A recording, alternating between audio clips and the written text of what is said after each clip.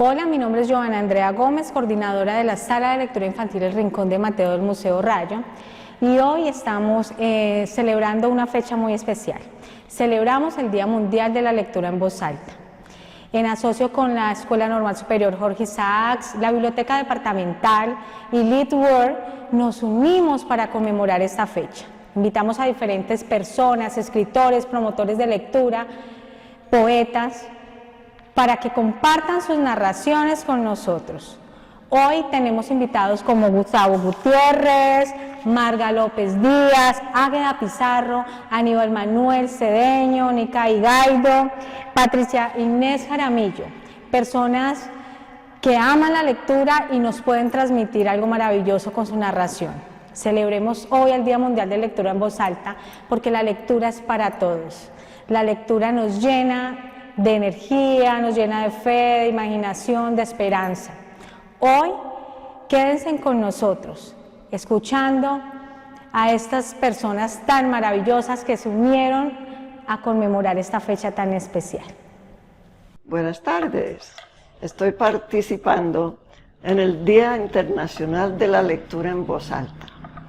La lectura en voz alta es la razón de ser de esta sala de lectura infantil El Rincón de Mateo, porque le leía a mi nieto Mateo y él dijo: abuela, nunca me dejes de leer. Entonces, aquí estoy participando con uno de mis textos favoritos, no texto, es una crónica de uno de mis autores favoritos, Gabriel García Márquez. Crónica de una muerte anunciada. El día que le iban a matar, Santiago Nazar se levantó a las 5:30 de la mañana para esperar el buque en que llegaba el obispo. Había soñado que atravesaba un bosque de higuerones donde caía una llovizna tierna y por un instante fue feliz en el sueño, pero al despertar se sintió por completo salpicado de cagada de pájaros. Siempre soñaba con árboles, me dijo Plácida Linero, su madre, evocando 27 años después los pormenores de aquel lunes ingrato. La semana anterior había soñado que iba solo en un avión de papel de estaño que volaba sin tropezar por entre los almendros, me dijo. Tenía una reputación muy bien ganada de intérprete certera de los sueños ajenos, siempre que se los contaran en ayunas. Pero no había advertido ningún augurio aciago en esos dos sueños de su hijo, ni en los otros sueños con árboles que él le había contado en las mañanas que precedieron su muerte. Tampoco Santiago Nazar reconoció el presagio. Había dormido poco y mal, sin quitarse la ropa, y despertó con dolor de cabeza y con un sedimento de estribo de cobre en el paladar, y los interpretó como estragos naturales de la parranda de bodas que se había prolongado hasta después de la medianoche. Más aún, las muchas personas que encontró desde que salió de su casa a las 6:05 hasta que fue destazado como un cerdo 1 hora después, lo recordaban un poco soñoliento, pero de buen humor, y a todos les comentó de un modo casual que era un día muy hermoso. Nadie estaba seguro de si se refería al estado del tiempo. Muchos coincidían en el recuerdo de que era una mañana radiante, con una brisa de mar que llegaba a través de los platanales, como era de pensar que lo fuera en un buen febrero de aquella época. Pero la mayoría estaba de acuerdo en que era un tiempo fúnebre, con un cielo turbio y bajo y un denso olor de aguas dormidas, y que en el instante de la desgracia estaba cayendo una llovizna menuda como la que había visto Santiago Nazar en el bosque del sueño. Yo estaba reponiéndome de la parranda de la boda en el regazo apostólico de María Alejandrina Cervantes. Y apenas si desperté con el alboroto de las campanas tocando a rebato, porque pensé que las habían soltado en honor al obispo. Santiago Nazar se puso el pantalón y una camisa de lino blanco, ambas piezas sin almidón, iguales a las que se había puesto el día anterior para la boda. Era un atuendo de ocasión.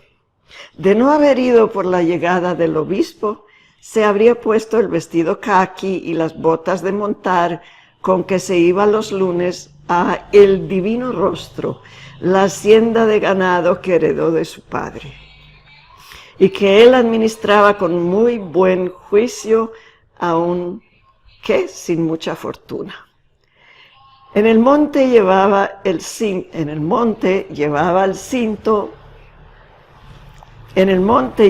al cinto una 357 Magnum, cuyas balas blindadas, según él decía, podían partir un caballo por la cintura. En época de perdices llevaba también sus aperos de cetrería. En el armario tenía además un rifle 30.06 Mannlicher Schönauer, un rifle 300 Holland Magnum, un 22 Hornet con mira telescópica de 2 poderes y una Winchester de repetición. Siempre dormía como durmió su padre, con el arma escondida dentro de la funda de la almohada. Pero antes de abandonar la casa aquel día le sacó los proyectiles y la puso en la gaveta de la mesa de noche. Nunca la dejaba cargada, me dijo su madre. Yo lo sabía, y sabía además que guardaba las armas en un lugar y escondía la munición en otro lugar muy apartado, de modo que nadie se diera ni por casualidad a la tentación de cargarlas dentro de la casa.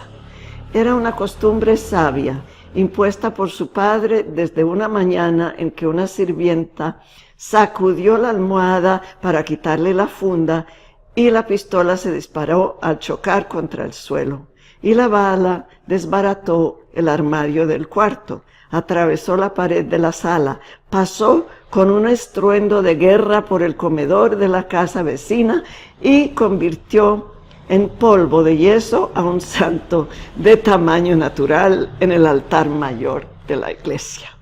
Al otro extremo de la plaza, Santiago Nazar, que entonces era muy niño, no olvidó nunca la lección de aquel percance. La última imagen que su madre tenía de él era la de su paso fugaz por el dormitorio. La había despertado cuando trataba de encontrar a tientas una aspirina en el botiquín del baño, y ella encendió la luz y lo vio aparecer en la puerta con el vaso de agua en la mano, como había de recordarlo para siempre. Santiago Nazar le contó entonces el sueño, pero ella no les puso atención a los árboles. Todos los sueños con pájaros son de buena salud, dijo. Lo vio desde la misma hamaca y en la misma posición en que la encontré postrada por las últimas luces de la vejez, cuando volví a este pueblo olvidado, tratando de recomponer con tantas astillas dispersas el espejo roto de la memoria. Apenas si distinguía las formas a plena luz, y tenía hojas medicinales en las sienes para el dolor de cabeza eterno que le dejó su hijo la última vez que pasó por el dormitorio. Estaba de costado, agarrada a las púas del cabezal de la hamaca para tratar de incorporarse, y había en la penumbra el olor de bautisterio que me había sorprendido la mañana del crimen. Apenas aparecí en el vano de la puerta, me confundió con el recuerdo de Santiago Nazar. Ahí estaba, me dijo. Tenía el vestido de lino blanco lavado con agua sola, porque era de piel tan delicada que no soportaba el ruido del almidón. Estuvo un largo rato sentada en la hamaca masticando pepas de cardamina hasta que se le pasó la ilusión de que el hijo había vuelto. Entonces suspiró. Fue el hombre de mi vida. Hola, mi nombre es Gustavo Gutiérrez, soy fundador de la iniciativa Bibliogueto, autor del libro Cambiando Balas por Libros, y agradezco mucho esta invitación de poder participar en la celebración del Día Mundial de la Lectura en Voz Alta que organiza la Sala Infantil El Rincón de Mateo en Roldanillo. Quiero agradecerles mucho por esta invitación, poder contar un poco esta experiencia que hace poco más de 15 años llevamos aquí en Cali. Se llama Bibliogueto. Es una iniciativa que hace promoción de lectura en espacios no convencionales, entendidos como calles, esquinas, barrios populares, asentamientos, ollas, esos lugares donde constantemente uno siente esa violencia urbana que lo apabulla a uno. Ahí en esos lugares hemos priorizado la promoción de lectura, hemos fortalecido mucho la importancia de que el libro esté presente en esos espacios.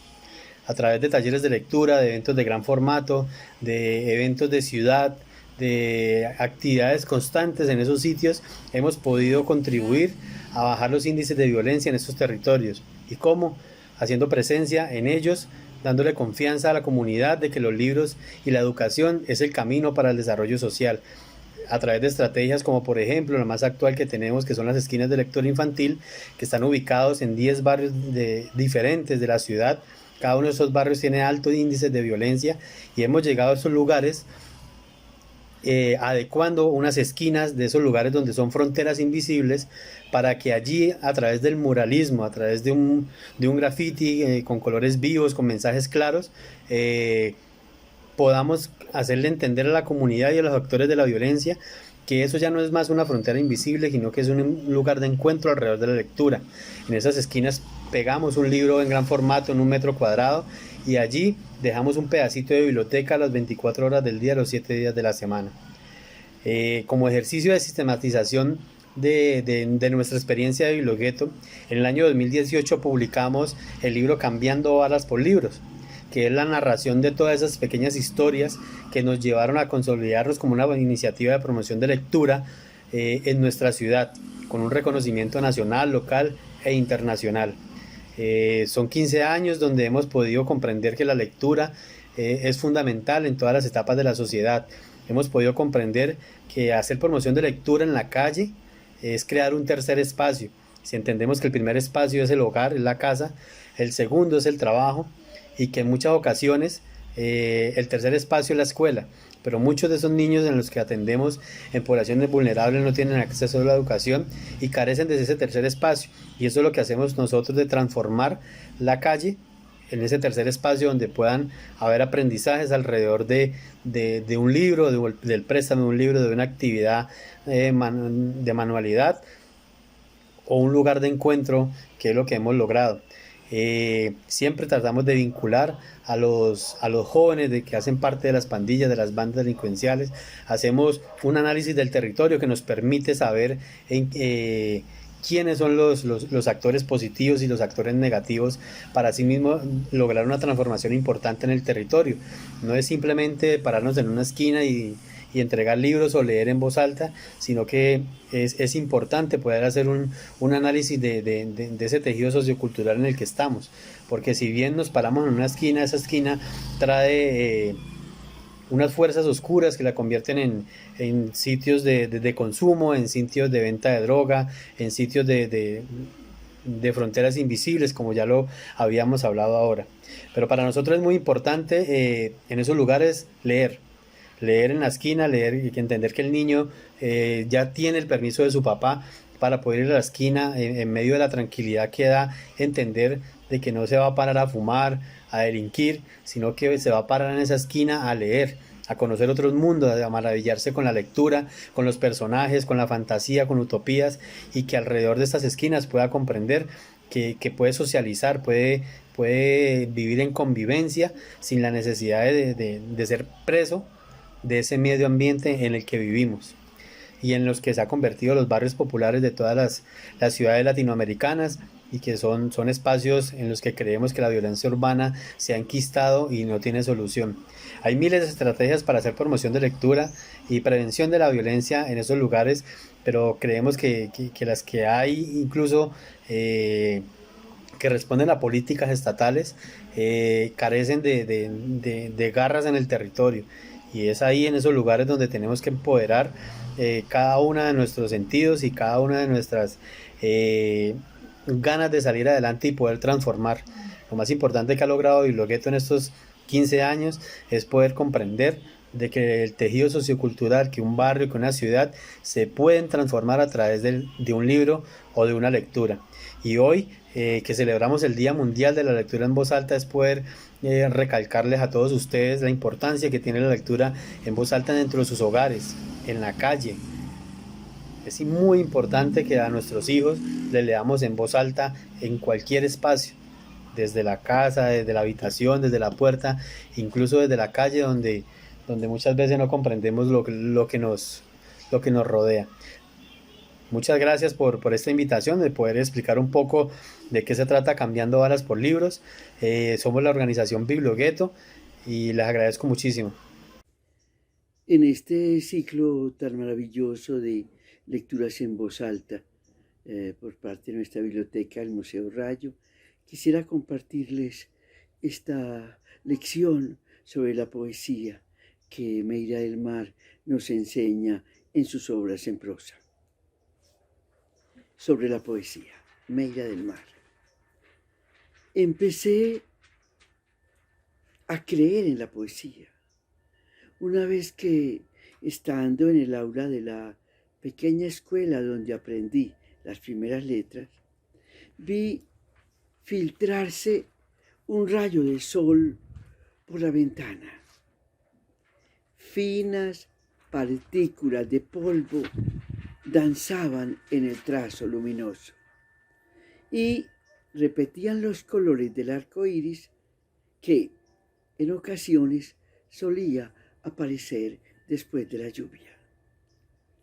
Tal vez intuí en ese momento que la belleza, sinónimo de poesía, puede habitar no solo en el cielo, sino también en el sencillo recinto donde la maestra enseñaba a separar en sílabas las palabras. Desde entonces me di a encontrarla por doquier, en torno mío, en las cosas más inadvertidas y en los sitios más inesperados. En la playa, por ejemplo, cuando el río del mar dejaba en suspenso mis manos niñas, un momento antes atareadas en la construcción del castillo de arena que poco después desharían las olas. Recuerdo que lo escuchaba absorta, lo mismo que hoy, con el corazón asombrado, y que debía hacer un esfuerzo para proseguir la faena de levantar torres y murallas en mi frágil obra de ingeniería. Y fue pasando el tiempo, un día y otro día, hasta cuando pude llegar a los nombres de los poetas, los poseedores de ese misterio que se lleva dentro, quienes realizan el milagro de lograr que la palabra trascienda y se convierta en emoción. Cada nuevo encuentro constituía una fiesta. Uno de mis hallazgos más jubilosos fue el cantar de los cantares del rey Salomón, ese que, en términos de amor, no ha sido igualado por ningún otro a través de los siglos, quizá porque aúna en alta llama el cuerpo y el alma. A partir de tal descubrimiento, la poesía se me convirtió en un río que desborda su cauce y corre libre, multiplicada en acentos y ritmos y pausas para conformar una manera de sinfonía que no acaba, que no acabará nunca, como ya lo dijo hermosamente el sevillano de las rimas. Así me topé, acabo de nombrarlo, con Bécquer, que me legó el vuelo de las golondrinas, a mí también, y antes de él, con Lope y San Juan y Fray Luis, sin dejar de lado a Garcilaso y a Góngora, envuelto en el enredo luminoso de sus imágenes, y, después de ellos, a grandes rasgos, con los Machados, tan grande Manuel como Antonio, y el que dibujó a Platero, y Miguel, que transformó las cabras en una escritura deslumbrante, y Federico, el embrujado, cuyos pasos aún resuenan por las calles de Granada, su Granada. Y junto a ellos los demás, los que ambulan en la memoria del mundo y hablan todos los idiomas del mundo, en todos los mapas del mundo. Y para seguir con nuestra lengua, diré de Darío y Nervo, y Gabriela y Neruda, Silva y Porfirio y Jorge Rojas, este último perdido hace poco, en la sombra. Y no debo continuar con esta remembranza porque se nos irían al que me lea y a mí horas y horas como agua entre los dedos. Durante el siglo XX, en cuyas postrimerías nos hallamos, la poesía ha sido objeto de numerosas propuestas encaminadas a innovar sus principios y aún a socavar los cimientos de su existencia. Esa actitud iconoclasta correspondía al cuestionamiento que, tras el conflicto armado del año 14, fuera sometido el orden mundial y que tuvo como resultado la ruptura con todo lo establecido y acatado hasta entonces en los diferentes campos de la vida humana, referidos o concernientes a la moral, a lo social o a lo estético. Limitándonos a la poesía, movimientos de diversa índole, cobijados todos por un aire de irreverencia, se sucedieron sin tregua en las 3 primeras décadas de esta centuria, tendientes a romper las normas que sostenían desde siempre el equilibrio de la creación. Por un breve lapso, el rumor de la contienda pareció trastocar el orden de las letras, pero no mucho después, despejado el horizonte, el quehacer poético recobró sus fueros, mientras las voces altisonantes se iban alejando para perderse con el viento. Mas lo que el viento se lleva suele volver con el viento, y es así como al transcurso de los días siguen surgiendo interrogantes en torno a la poesía. Ella, entre tanto, permanece impasible, incólume en medio de las controversias. Me place imaginarla erguida como una estatua de mármol en la mitad de un torrente. Cuando pasa el aluvión, ella continúa allí, fija en su propia claridad. Y a fe que constatar su eternidad, su presencia fiel en nuestro entorno, es acción de agradecer al destino. Si alguna vez nos abandonara, de seguro iríamos por nuestra ruta como por un desierto sin orillas, una estepa de aridez infinita. Y el amor y el dolor no punzarían más hondo sin el suave atenuante de su mirada consoladora, sin el eco de su voz innumerable, que, cual un bálsamo de seda, posee el don de restañar la herida. Meira del Mar, sobre la poesía, escrito un 21 de noviembre del año de 1997.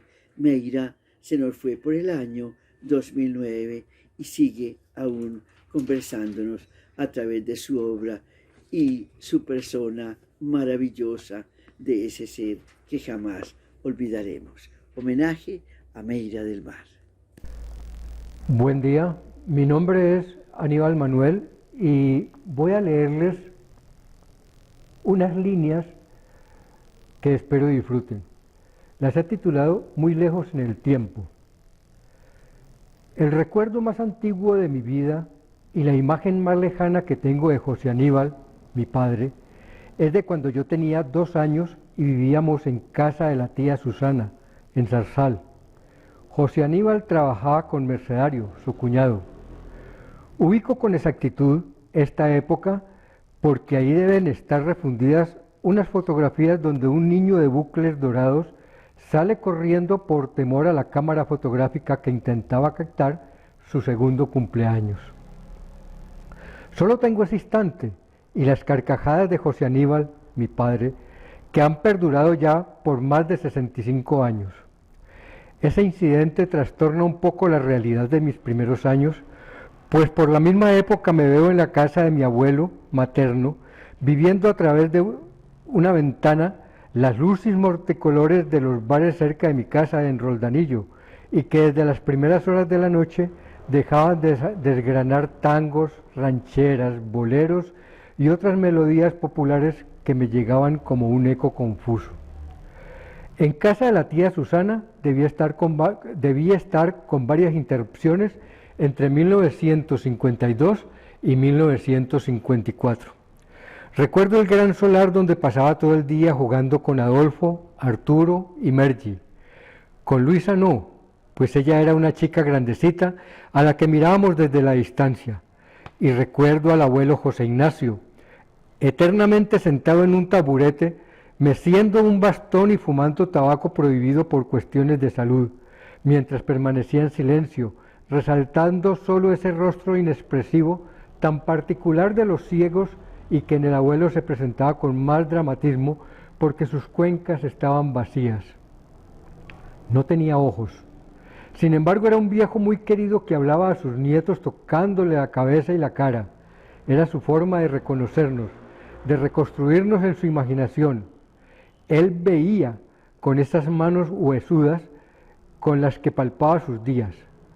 Ah, es Adolfito, decía cuando ya había atrapado la forma de un rostro en el cuenco de sus manos y escuchaba la voz del nieto a quien tenía registrado en su memoria. A veces le jugábamos bromas inocentes y por ello mismo no exentas de crueldad. La preferida de todas era acercárnosle en algarabía. Entonces yo me paraba frente a él y le hablaba, pero era Adolfo el que llegaba al alcance de su mano para recibir el examen del tacto. El abuelo quedaba desorientado, repetía la palpación, dudaba un instante, sonreía y finalmente decía, este no es Aníbal. Todos soltábamos la carcajada y salíamos corriendo hacia el solar a buscar otro juego más divertido. El abuelo José Ignacio se quedaba largo rato sentado en el corredor de la casa, con el rostro levantado y el oído atento. Luego se erguía, ayudado por el bastón o guiado por cualquiera de nosotros, y arrastrando el taburete hacia el interior de su cuarto, que en realidad era un cuarto compartido, se daba por entero a rumiar su soledad. El abuelo José Ignacio, al final de sus días, fue un solitario en medio de sus hijos y sus nietos. En cambio, la abuela Rosalía es muy poco lo que puedo evocar, no sé por qué. Sobrevivió algunos años al abuelo y sin embargo, ahora que estoy en este recuento, tuve que buscar en los recovecos de mi memoria para recordar su nombre. Para mí no era más que una mención ocasional. En varias ocasiones con José Aníbal o con los primos cogí carrilera a pie para ir a Los Limones, pero era como en esas ocasiones en que íbamos a una casa extraña y me quedaba perdido en la timidez. Venga, mijo, que yo no como gente. me decía un día. Y claro, la imaginación de inmediato me llevó a verla como en los inadecuados cuentos infantiles que hablan de ogros y otros seres antropófagos. Para mí, la abuela Rosalía sigue siendo una mujer de mirada triste, de andar lento, o al menos así alcanzo a verla, de piel aceitunada, de contextura gruesa, pero no obesa. No estoy seguro, pero creo que en casa no usaba zapatos. La cara de la tía Susana me recuerda a la de la abuela, como la cara de Nacho me recuerda a la del abuelo.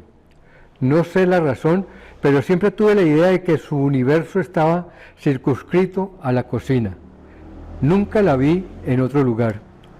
Por aquella época, la casa de la tía Susana era el lugar a donde los hermanos Cedeños llegaban. Allí estaba David, junto a todos, pero en realidad alejado de todos, cumpliendo a cabalidad su rol de hermano mayor.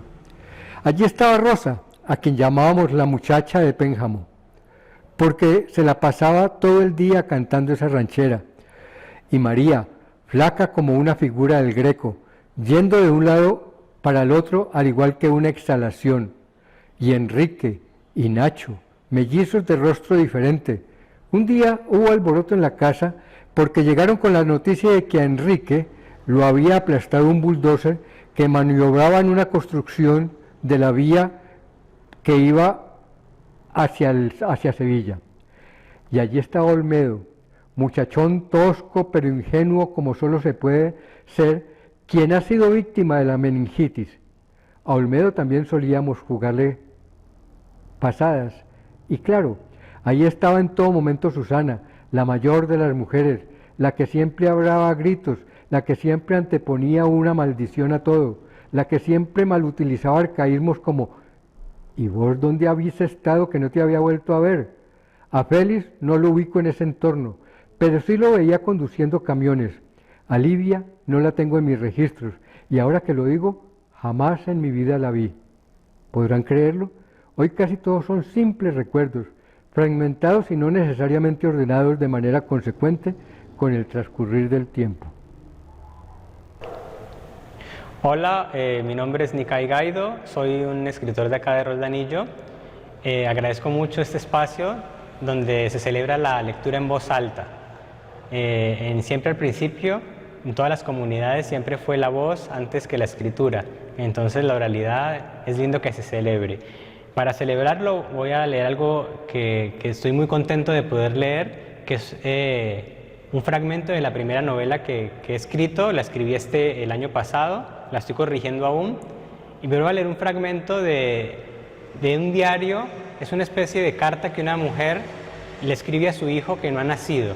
Ella está embarazada y ella escribe y le escribe a él. Entonces es un fragmentito de una carta a futuro para su hijo.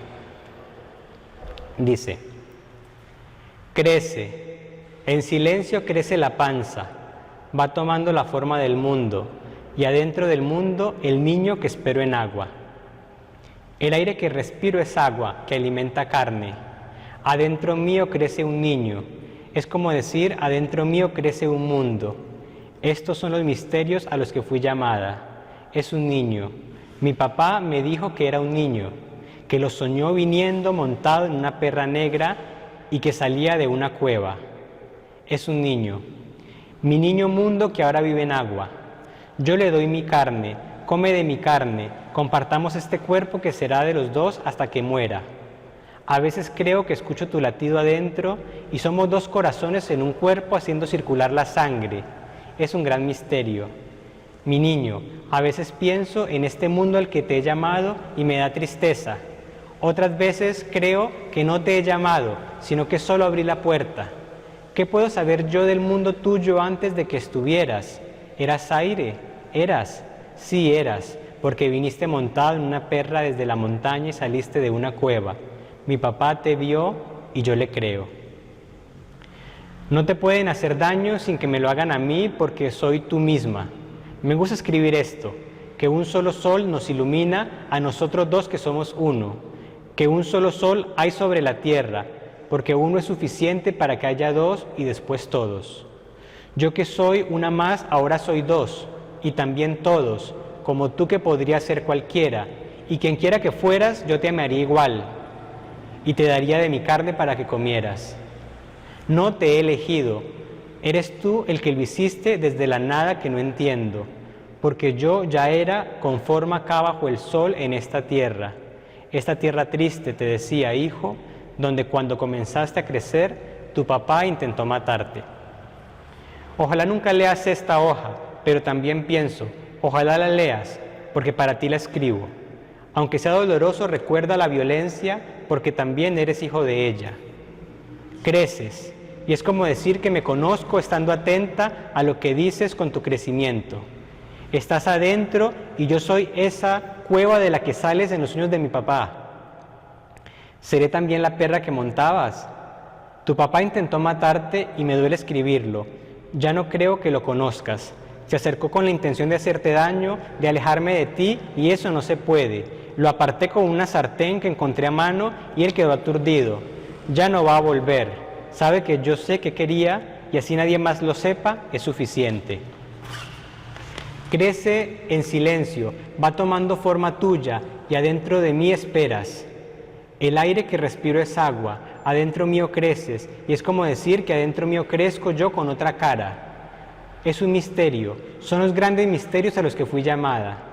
Es un niño, mi papá me dijo que eras niño, que venías montado en una perra negra y que salías de una cueva. Tú, mi niño mundo, que ahora vives en el agua. Te doy de mí la carne, come de mi carne, compartamos este cuerpo que será de los dos hasta que muera. A veces creo que siento tu latido y somos dos corazones en un cuerpo haciendo circular la sangre. Es un gran misterio al que me he abierto al conocerte. En la noche es cuando más te escucho y en la apertura entras tú y tus latidos que me regalan una manera nueva de ver a mi papá y a mi mamá, realmente nueva. Somos juntos una inmensa piel que se expande por la tierra como un reguero de sangre que desde la altura se arrojó al piso para que creciera. Allí estamos, hijo, y somos un pequeño punto de ese manto. Entonces te doy gracias por permitirme entrar al baile, ser parte de esa fiesta que ya bailaron mis papás y antes de ellos los suyos y así hasta la penumbra. Hijo, la cueva de la que sales soy yo misma, como yo misma en mis padres soy ajena. Gracias. Buenos días. Gracias por la invitación al Rincón de Mateo del Museo Rayo para esta participación en el Día de la Lectura en Voz Alta. Soy Patricia Jaramillo y hoy quiero compartirles un poquito de mi producción literaria, los haikus, que son poemas cortos. Voy a leerles unos cuantos. Este es un libro que se llama Hojas de té y es de haikus. 1. El cielo en ropaje de fiesta, un pajarillo revolotea el árbol, cae la tarde. 2. Atisbo del sol entre las ramas, la veranera florece, verano en las hojas. 3. Hojas tapizan el patio, es verano, un gato pasea sobre la tapia. 4. Hora del silencio, saludo del día, arreboles al amanecer. 5. Ofrenda de flores, los colibríes beben, paz en la mañana. 6. Nacimiento del agua, la abeja bebe, cantar del bosque, en la sencillez de la vida. 7. Vienen los pájaros, el jardín se despierta, inicia el día, hora del desayuno, los colibríes buscan néctar, alimento de dioses, el agua cae sobre las plantas, tibieza temprana, el sol se asoma entre las ramas. 8. Regalo de la mañana, paseando por el jardín, tu risa. 9. Me habita el agua de apio, de temprano. 10. Escribo, hojitas rotas, el viento pasa danzando. 11. corazón del universo, el anturio me regala flores. 12. Postre de colores, mis ojos saborean flores, el jardín al mediodía. 13.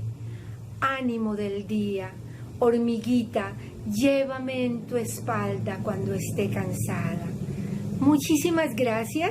Feliz día de la lectura en voz alta. Hola a todos. El equipo de gestión patrimonial de la Biblioteca Departamental Jorge Garcés Borrero se une a la celebración del Día Mundial de la Lectura en Voz Alta, organizada por el Museo Rayo de Roldanillo. El día de hoy les tengo preparado un texto de mi autoría alrededor de un tema muy importante para los vallecaucanos, la llegada del ferrocarril a Cali en 1915 y su posterior cruce con un tema de mucha actualidad, las pandemias. En 1918 en el Valle del Cauca teníamos ferrocarril que llegaba a Cali y luego se extendía en ramales hacia el norte y hacia el sur y llegaría posteriormente a ciudades como Cartago, Palmira, Santander de Quilichao y Popayán. Y prontamente tuvimos una pandemia de la mal llamada gripe española, que no era española. Y aquí les va el texto que hicimos en el equipo de gestión patrimonial. Apreciado lector, amigo de aventuras, te hablo a ti que estás haciendo tus abnegadas actividades del día de hoy. Tómate una pausa y disfruta. Había una vez un joven territorio que había adquirido su identidad propia justo en el primer centenario de la independencia de Colombia. Sí, ese departamento es el Valle del Cauca, que para 1915, cuando llegó el ferrocarril a la ciudad de Cali, contaba con 5 años de haber sido creado después de muchas controversias y acalorados debates. Uno de los pioneros del departamento fue condenado al destierro finalmente en Popayán por promover sus ideas de creación del departamento en el periódico de la época, El Correo del Cauca.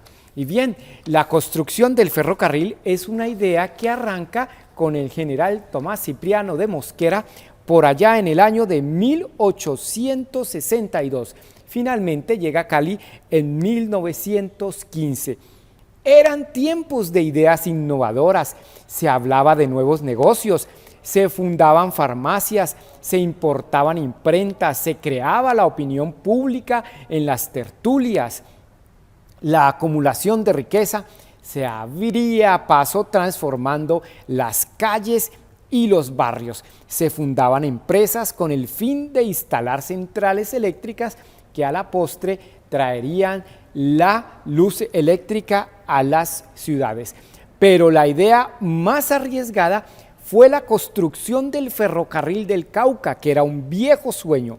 Como les dije, esta idea comenzó por allá por la década de 1860.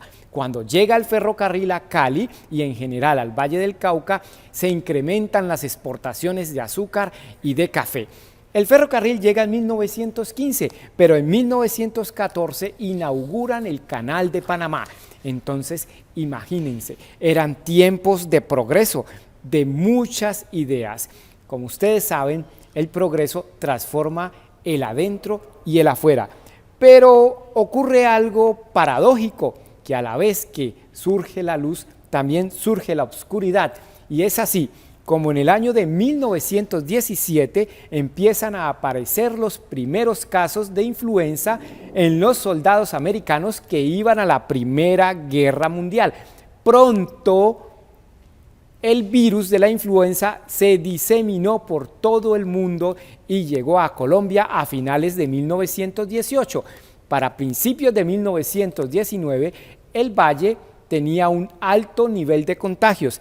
Tenía tantos contagios que alguna vez los internos del manicomio intentaron escaparse porque los policías estaban enfermos y no podían cuidarlos, de tal manera que la gobernación determinó la creación urgente de 30 cargos de policía. A mi mano derecha vamos a ver algunas fotos de la exposición del ferrocarril que tenemos en la sede de la Biblioteca Departamental Jorge Garcés Borrero en la ciudad de Cali. Al lado derecho tenemos algunas estaciones como las viejas estaciones de Buenaventura y de Dagua. Y hacia el lado de acá tenemos la manera como los vallecaucanos se van reapropiando de su patrimonio. Y bien, con esto entonces damos continuidad a la celebración del Día Mundial de la Lectura en Voz Alta.